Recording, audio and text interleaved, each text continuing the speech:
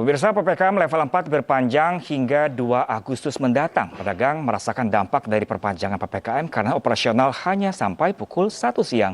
Dan pemirsa, kita bergabung dengan rekan Lineke Utsiki di Pasar Palmerah, Jakarta. Selamat siang Lineke, berapakah persenan atau pendapatan pedagang menurun sejak penerapan PPKM darurat dan level 4 ini?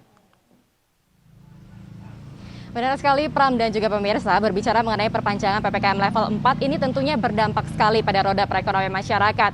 Adanya pembatasan jam operasional dan juga kapasitas pengunjung yang dibatasi hingga 50% ini tentu berpengaruh terhadap pemasukan para pedagang yang ada di Pasar Palmerah, Jakarta. Dan langsung saja saya akan menanyakan kepada salah satu pedagang di sini yakni Mas Dwi ya. Iya Mbak. Selamat siang Mas Dwi. Siang Mbak. Mas Dwi, ini kan perpanjangan PPKM level 4, ada sejumlah pembatasan. Kalau dari Mas Dwi sendiri penjualannya selama pembatasan operasional ini gimana nih Mas?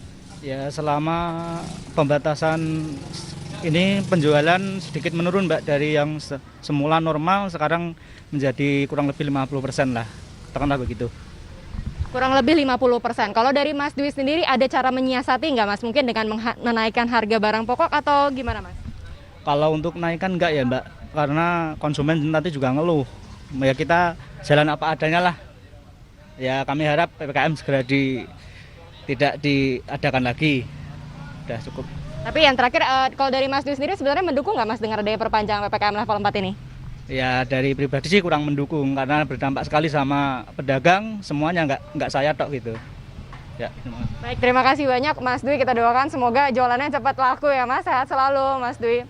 Ya Pram dan juga pemirsa, sebenarnya tidak hanya pedagang sembako saja yang mengeluhkan penurunan omset, tetapi tadi saya juga sudah mencoba menanyakan kepada pedagang-pedagang yang menjual kebutuhan non sembako yang sama halnya dengan Mas Dwi, ini mengeluhkan pendapatan yang turun drastis bahkan di bawah 50%. Para pedagang ini sebenarnya, kalau tadi saya sempat bertanya, mengaku sebenarnya mereka mendukung aturan dari pemerintah untuk menekan laju penyebaran virus COVID-19, tetapi yang menjadi kendala ataupun derita mereka adalah bagaimana dengan pemasukan mereka yang setiap harinya ini selalu menurun. Dan kalau kita lihat di keputusan Gubernur nomor 925 tahun 2021 tentang PPKM level 4, ada pembatasan jam operasional. Bagi para pedagang sembako, ini dibatasi jam operasional hingga pukul 1 siang. Ini aturannya tidak berubah dengan PPKM sebelumnya. Tetapi untuk pedagang non sembako ini ada aturan yang berubah, yakni mereka sudah diperkenankan untuk membuka lapak per hari ini di tanggal 26 Juli hingga dengan nanti 2 Agustus hingga dengan pukul 3 sore dengan kapasitas maksimum yakni 50% pengunjung.